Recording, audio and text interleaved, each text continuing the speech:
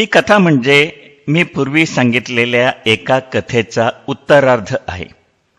त्यात मद्रास जिल्ह्यामधील उत्तर कोइंबतूरच्या उतारावर असलेल्या डिंबममधील राजनागडमधला एक वाघ अचानक अत्यंत विचित्र वागू लागतो आणि तिथल्या रहिवाशांना फक्त ओरबाडत राहतो. त्याचे वैशिष्ट्य म्हणजे तो वाघ कधी कुणाला चावला नाही, त्याने कधी कुणाला ठार पण केले नाही. तो धावत धावत माणसांकडे जायचा, दोन्ही पायावर उभा राहायचा आणि पुढच्या पायांनी त्याच्या डोक्याला, छातीला, पाठीला आणि हातांना ओरबाडत राहायचा. मी त्याच्या शिकारीसाठी प्रयत्न केला, पण मला यश आले नाही. कालांतराने त्याचा वावर असलेल्या राजनागडच्या 60 मैलाचा भाग पुढे 100 मैलापर्यंत उत्तर ते उत्तर पूर्व भागात वृद्धिंगत होत गेला.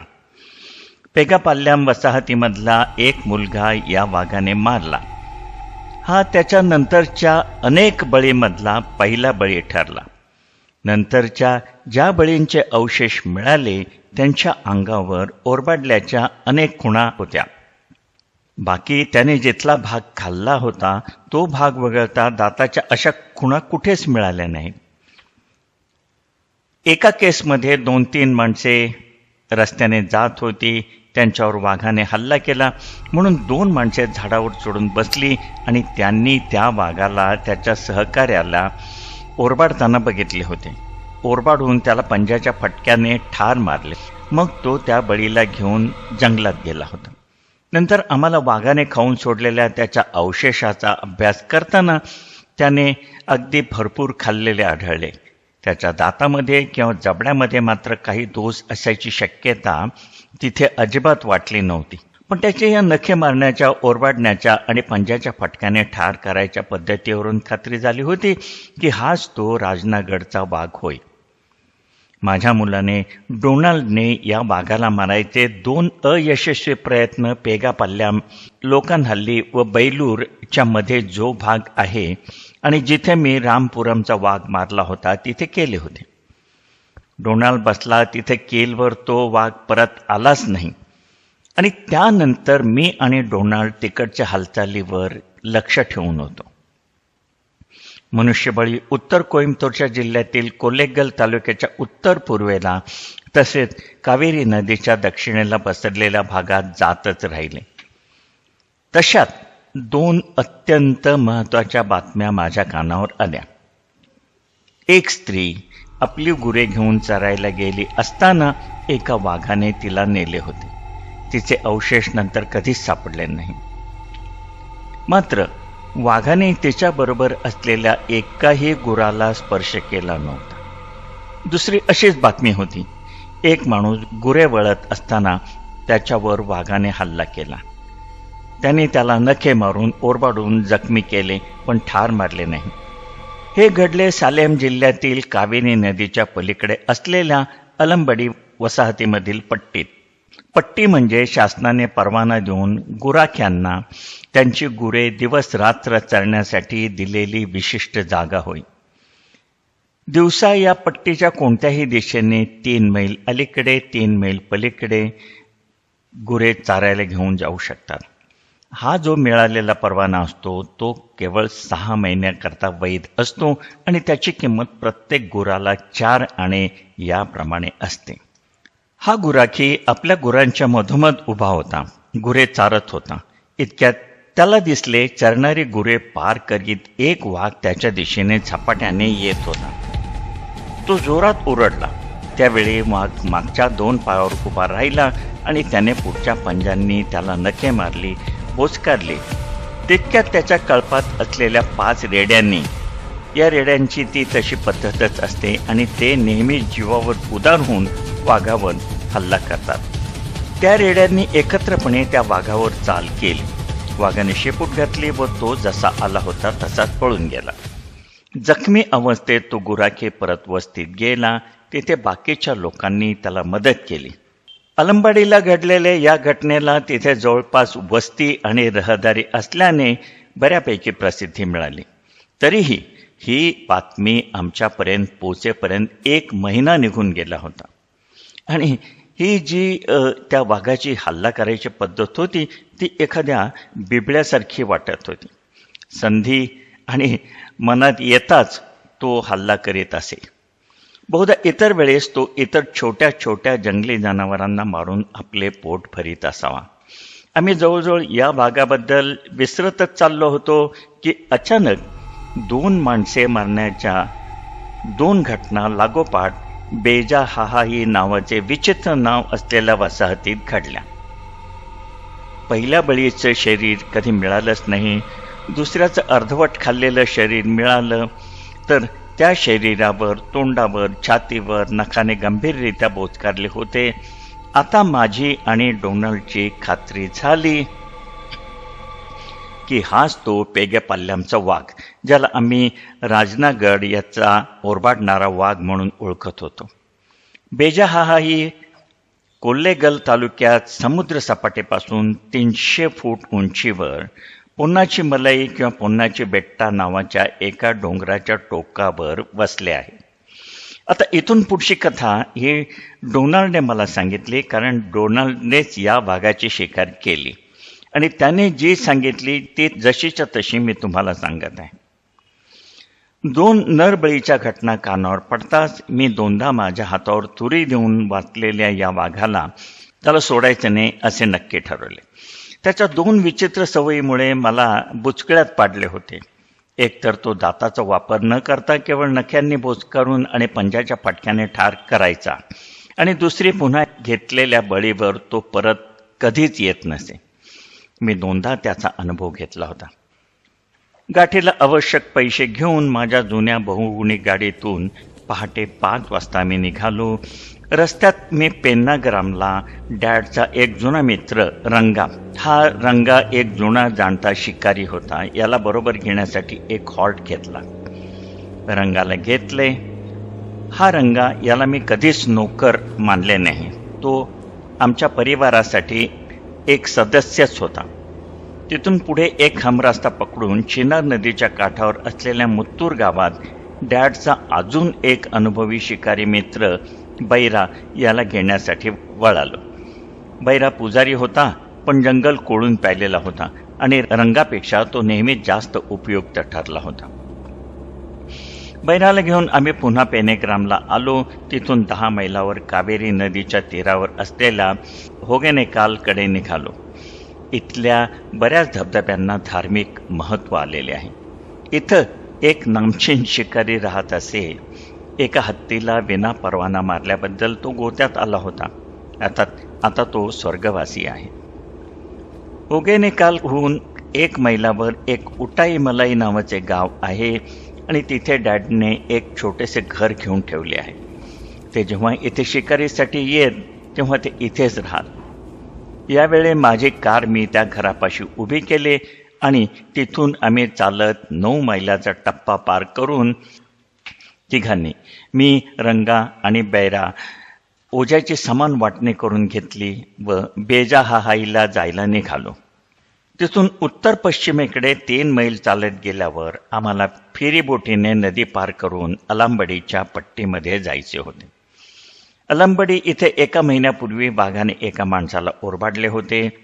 अलंबडीला पोचल्यावर मी तिथे वाघाविषयी जास्तीत जास्त माहिती मिळवण्याचा अपयशी प्रयत्न केला. तिथे 2 गोष्टी मला प्रकर्षाने आढळल्या. एक म्हणजे तिथे एक प्रचंड भयाचे वातावरण होते. दुसरे, ज्याला वाघाने गंभीररित्या बोचकारले होते त्याच्या जखमाचे विषात रूपांतर झाले होते आणि तो अक्षरशः नरक यातना भोगत होता. अलंबडीहून बेजाहाहाईला 5 मैलाची एक पायवाट जाते. त्या वाटेवरून आम्ही चालू लागलो. आता दुपारचे 3 वाजले होते आणि सूर्य प्रचंड तेजाने तळपत होता. आमची कातडी जाळत होता. आजूबाजूचे वातावरण तप्त होते. आमच्या या वाटचालीत फारसे काही घडले नाही. आम्ही शेवटच्या टप्प्यात होतो. तिथे मात्र एका चिंचेच्या झाडाखाली 31 हत्तींचा कळप विश्रांती घेत बसला होता. माझ्या पायात रबरी शूज होते आणि रंगा आणि बैरा दोघेही अनवाणी होते. त्यामुळे आमच्या पावलांचा आवाज होत नव्हता. वारा त्या हत्तींच्या कळपाच्या दिशेने आमच्याकडे वाहत होता. त्यामुळे आम्ही अगदी त्यांच्या समोर 1-2 फुटावर येईपर्यंत त्यांना आमची खबर लागली नाही आणि आम्हाला त्यांची खबर लागली नाही. मात्र आम्हाला अचानक त्यांच्या समोर बघून त्या हत्तींची त्रेधा त्रिपीट उडाली. त्यांच्यात गडबड माजली आणि घाबरून ते पळू लागले. त्यातल्या माद्या चित्कारू लागल्या. हत्ती सोंड वर करून तुतारी वाजू लागले. एवढा मोठा देह काय कामाचा? मला हसू आले. जिथे क्षणापूर्वी गडबड गोंधळ माजला होता तिथे आता शांतता नांदू लागली. 5 वाजता आम्ही आमच्या इच्छित स्थळी पोहोचलो. सूर्यास्त व्हायला वेळ होता, पण सगळा प्रदेश सावलीत होता. सूर्य पर्वतमालांच्या मागे दडला होता.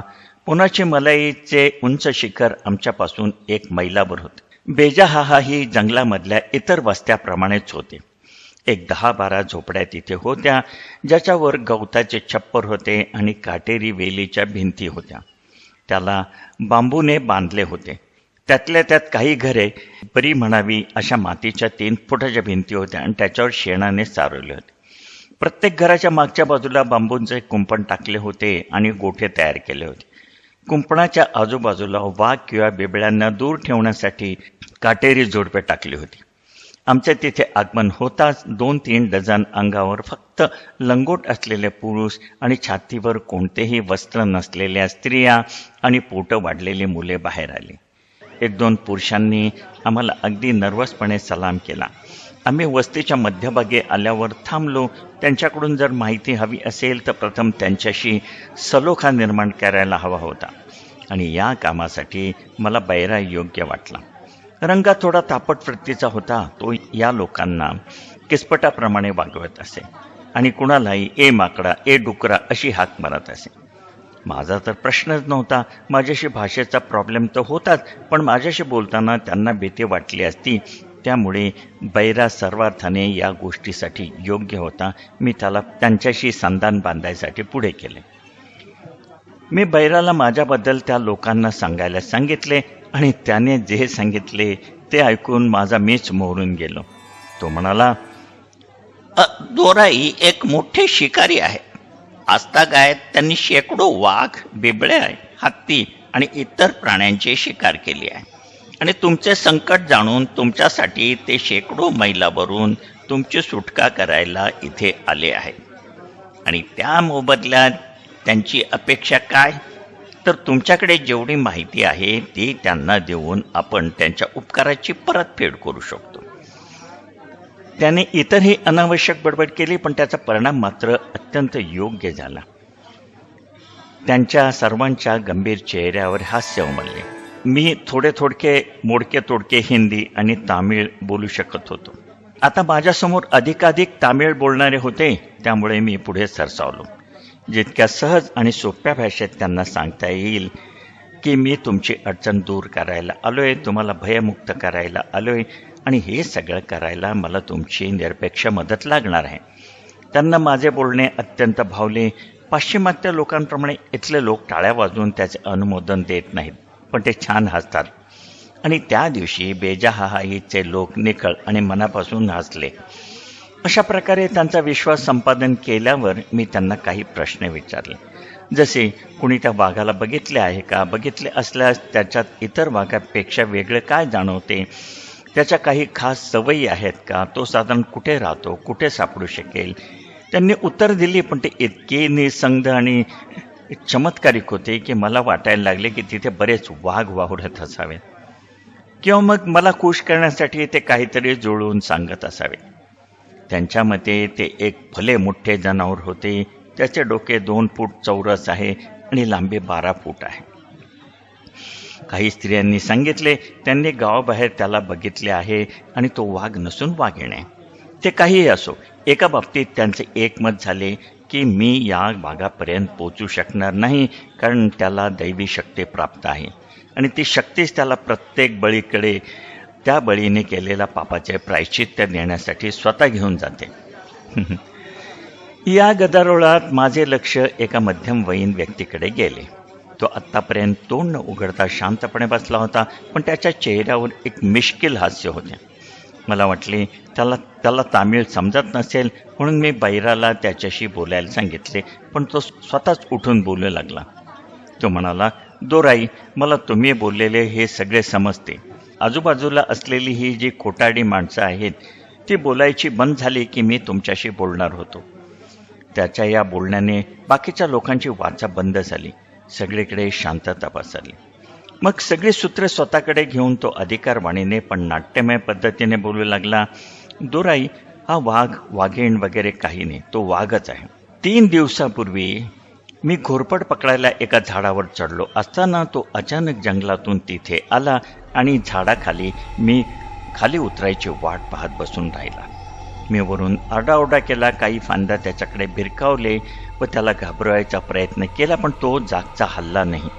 माझ्याकडे तो रागाने बघत गुरगुरत राहिला. आता मला वाटले की तो मला घेतल्याशिवाय कधी तिथून हलणार नाही. ऐन मध्यान्ही जेव्हा सूर्य माथ्यावर आला, गरमी वाढू लागली, तशी तहान लागल्याने तो उठला व चालू पडला.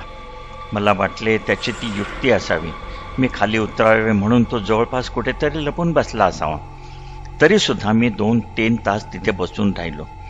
तेवढ्यात एक रानटी कुत्र्यांचा कळप एका सांबराचा पाठलाग करीत तिथे आला. माझ्या डोळ्यात देखत त्यांनी त्या सांबराला फाडून टाकले आणि ते त्याचे लचके तोडू लागले. तेव्हा मला वाटले की हीच वेळ आहे. त्या रानटे कुत्र्यासमोर साधा वाघ काय, नरभक्षक वाघ सुद्धा उभं राहत नाही. मी खाली उतरलो तर ते कुत्रे मला काही करणार नाहीत. मी खाली उतरलो, त्या कुत्र्यांनी खाणे थांबवले व संशयाने ते माझ्याकडे बघू लागले. त्यांच्या लक्षात आले की मी निशस्त्र आहे. ते माझ्यावर हल्ला करू शकत होते, पण ते माझ्याकडे बघत असतानाच मी तिथून काढता पाय घेतला. पण मी त्यावेळी प्रचंड घाबरलेलो होतो. कुत्र्यांच्या दृष्टी आड झाल्यावर मला जरा बरे वाटले. खरं तर त्यांनीच माझे प्राण वाचवले. तर सांगायचे तात्पर्य, मी तो वाघ अगदी जवळून बघितला आहे. हे लोक सांगतात तसा तो काही मोठ्या बिठ्या आकाराचा नाही. तो अगदी सामान्य वाघाप्रमाणे आहे, मात्र त्याची शेपटी प्रमाणाबाहेर लांब आहे आणि तो इकडून तिकडून सारखे हलवत असतो. आणि त्याचे डोळे, दोराई, तो माणसाकडे एवढ्या तिरस्काराने बघत असतो की इतका तिरस्कार मी कुठल्याच प्राण्याच्या डोळ्यात कधीच बघितला नव्हता. मी त्याला संशयाने विचारले, पण मग हे सगळे तू परत आल्यावर गावातल्या कोणालाच का सांगितले नाहीस? तो काही वेळ गप्प बसला आणि मग पुढे म्हणाला, दोराई, या वाघावर सरकारने खासे बक्षीस लावलेले आहे. मी गरीब आहे आणि मला पैसे हवे आहेत. माझे काका, ज्यांच्याकडे एक मजल गन आहे, ते उद्या इथे येणार आहेत. मी ती बंदूक घेऊन वाघाला मारून ते बक्षीस मिळवणार आहे, कारण मला पैशाची गरज आहे. म्हणून मी हे तुम्हाला सांगणार नव्हतो, पण हे लोक तुम्हाला वाटेल ते सांगत आहे. ते ऐकून मला राहावले नाही. बाकीच्या लोकांमध्ये एक संतापाची लाट उसळली. त्यांच्याकडे दुर्लक्ष करून तो पुढे बोलू लागला, दोराई, त्या वाघाला देव मदत करतो वगैरे हे सगळे छूट आहे, पण तो वाघ मात्र अत्यंत बुद्धिमान आहे. इथे हजर असलेल्या सगळ्या या मूर्ख गावकऱ्यांपेक्षा त्याला जास्त अक्कल आहे. मी दोराईंना हवी ती मदत करायला तयार आहे, कारण मी या लोकांसारखा बेअक्कल नाही. अशा पद्धतीने माझी त्याच्याशी ओळख झाली. त्याचे नाव लोट्टा. तो बडबड्या, उर्मट, स्वतःची ठाम मते असणारा आणि सर्वात महत्त्वाचे, त्याला जंगलाबद्दल अधिक ज्ञान होते. तो शूर होता, धाडसी होता. मी त्याला सांगितले की मला त्याच्या मदतीची गरज आहे. आज्ञाधारकपणे तो उठून रंगा आणि बैराच्या बाजूला येऊन उभा राहिला. आता 5:40 झाली होती. आता इतक्या उशिरा बेट बांधणे काही शक्य नव्हते, म्हणून मी तिघांना बेट बांधण्यास व मचाण उभारण्यास योग्य अशी जागा निवडण्यास जंगलात पाठवले. लोटाने मला सांगितले, एका नाल्याच्या बाजूला वाघाचे पगमार्क्स नेहमी दिसतात. त्याच्या उत्तर पश्चिम भागात डोंगरात एक गुहा आहे आणि हा वाघ बहुधा दिवसभर तिथेच आराम करीत असावा. तो संपूर्ण कातळ जरी प्रवाहाच्या तिथून दिसत असला तरी ती गुहा मात्र काही खडकात दडलेली आहे. हा जो डोंगर आहे तो खालून अर्धा अधिक जंगलाने झाकलेला आहे आणि त्याच्या पुढे मोठमोठे खडक, दगड आणि कातळ आहेत. त्याचा एक दोष मात्र आहे. गुहेकडे जाणारा माणूस प्रथम वाघाच्या दृष्टीस पडणार होता. मी लोटाला विचारले की तो कशाहून म्हणतो की वाघ तिथे गुहेत राहत असेल. तर त्याने बऱ्याच वेळा तिथे लंगूरचा अलार्म कॉल त्याच दिशेने ऐकला होता. शिवाय 2-3 दिवसापूर्वी त्याने त्याच दिशेने वाघाचा आवाज पण ऐकला होता. बैराने त्यावर शंका उपस्थित केली की यावरून तिथे वाघ त्या गुहेत राहत असेल या विधानाला पुष्टी मिळत नाही. पण मी ठरवले की जिथे वाघाचे ठसे दिसले होते तिथे 1-2 बेड्स बांधायची आणि दुपारनंतर उन्हे वाढल्यावर मी स्वतः गुहेच्या दिशेने जायचे. तिथे काहीतरी त्याच्या वावराच्या खुणा मिळतील किंवा कदाचित मला शॉट पण घेता येईल. अंधार पडू लागला होता. आम्ही बेजाहाईला मुक्काम करण्याच्या दृष्टीने आलो होतो. मी माझा टेंट आणला नव्हता, त्यामुळे आता कुठे राहायचं हा प्रश्न उपस्थित झाला. लोट्टाने आपली जागा मला देऊ केली, पण त्याची ती खोली सगळ्याच बाबतीत माझ्या दृष्टीने गैरसोयीची होती. मी नम्रपणे त्याला नकार दिला आणि बाहेर झाडाखाली झोपायचे ठरवले. सहसा मी आणि डॅड पावसाळा सोडला तर झाडाखालीच मुक्काम करणे पसंत करतो. तिथूनच 150 यार्डावर एका डेरेदार झाडाखाली आम्ही झोपायचे ठरवले. लोट्टाने पण मग तिथेच झोपायचे ठरवलं. त्या तिघांनी लाकडे गोळा करून आणली व एक शेकोटी पेटवली. त्यावर प्रथम गरम गरम चहा होत असताना मी बरोबर आणलेले थंडगार बीफ आणि चपाती खाल्ली. नंतर त्यावर गरम गरम चहा पिता पिता मी माझ्या तिन्ही मित्रांच्या जंगलातले अद्भुत अनुभव ऐकले. त्यावेळचे वातावरण अत्यंत सुंदर होते. चंद्राच्या आगमनाबरोबर चांदण्या फिकट होत चालल्या होत्या. शेकोटीच्या दगदगणाऱ्या तांबूस प्रकाशात आजूबाजूचे वृक्ष एखाद्या चित्राप्रमाणे दिसत होते. मध्येच काजवे आपली प्रकाश रेषा मागे ठेवून इकडून तिकडे विहरत होते. पलीकडे कोणाची बेट्टा डोंगराची रेषा आकाशाच्या पार्श्वभूमीवर तरळत होती. शेकोटीतून उठणारे धुराचे लोट वर आकाशात मार्गस्थ होत होते. सगळीकडे मला वातावरण प्रसन्न वाटत होते. 10:30 पर्यंत बेरा शेकोटी पेटते ठेवून पहारा करीत होता. त्यानंतर रंगा 1 वाजेपर्यंत जागणार होता. त्यानंतर 1 ते 3 मी जागणार होतो आणि तिथून पुढे लोट्टा उजाडेपर्यंत जागणार होता. 6:30ला जेव्हा मला जाग आली, माझे 3 हे शिलेदार शेकोटी पुन्हा प्रज्वलित करून त्यावर चहा बनवत होते. त्यानंतर आम्ही गावातून 10 रुपयाला 1 असे 2 रेडे खरेदी केले. ज्यांच्याकडून आम्ही ते खरेदी केले होते त्याने आम्हाला स्पष्ट सांगितले की ती गुरे त्याची स्वतःची नाही. त्याचा मालक लांब कुठेतरी राहत होता आणि त्याने त्याच्या 35 गुरांची जबाबदारी याच्यावर दिली होती. ती 35 गुरे हा सांभाळत होता आणि त्या बदल्यात त्याला दर महिन्याला 3 रुपये पगार मिळे. त्याशिवाय त्याला हवे तितके दूध पिण्याची मुभा होती.